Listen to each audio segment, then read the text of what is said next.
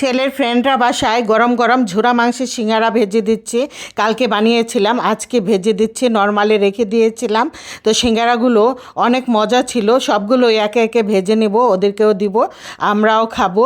তো 12টা 14টার মতো সিঙ্গারা বানিয়ে রেখেছিলাম। সিঙ্গারার সাথে তো কাঁচামরিচ পেঁয়াজ হলে আর কিছুই লাগে না, অনেক মজা হয় খেতে।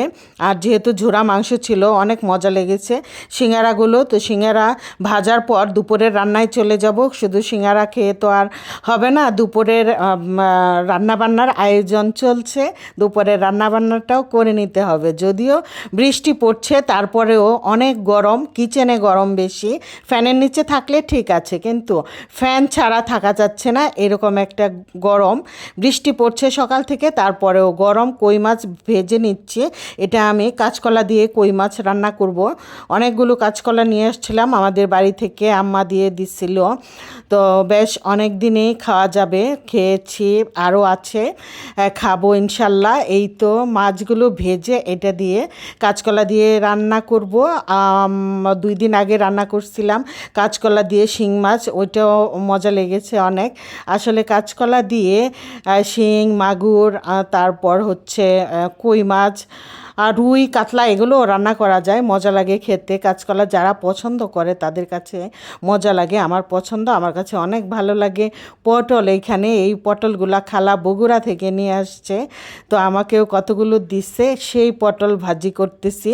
বগুড়ার পটল এগুলো অনেক লম্বা লম্বা, অনেক মানে অনেক বড় বড় সাইজে। এই পটলগুলো ঢাকায় এত বড় পটল দেখা যায় না। যাই হোক, এটা ভাজি করে নিচ্ছি। লিলি আবার একটু চিকেন চিকেন করে কাট করে দিয়েছে।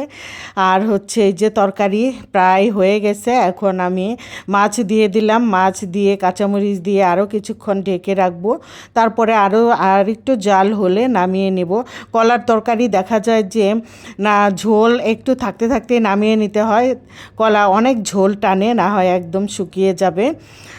তো এখন ঢেকে দিব ঢাকনা দিয়ে, কাঁচামরিচ দিয়ে, তারপরে নামিয়ে নেব। কলার তরকারি ঝোল ঝোল মজা ছিল, খুবই মজা ছিল। আর এই কলাগুলো অনেক ভালো জাতের, একদম ভাপেই সেদ্ধ হয়ে যায়, খুবই ভালো। আমাদের বাড়ির গাছের কলা এগুলো, খুবই মজা লেগেছে কলার তরকারিটা। এই যে ফাইনাল লুক, খুব সুন্দর কালার আসছে, খেতেও অনেক মজা ছিল।